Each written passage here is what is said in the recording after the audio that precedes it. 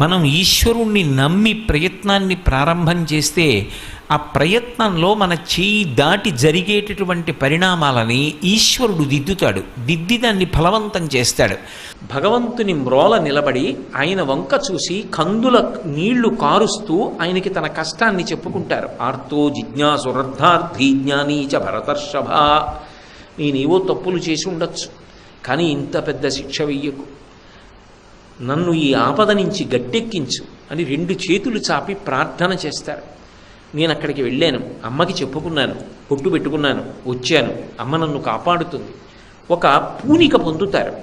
భగవంతుడి దగ్గరికి వెళ్ళినటువంటి వాడికి, ఒక దేవాలయానికి వెళ్ళిన వాడికి, భగవన్మూర్తిని చూసిన వాడికి మనసులో శాంతి కలుగుతుంది.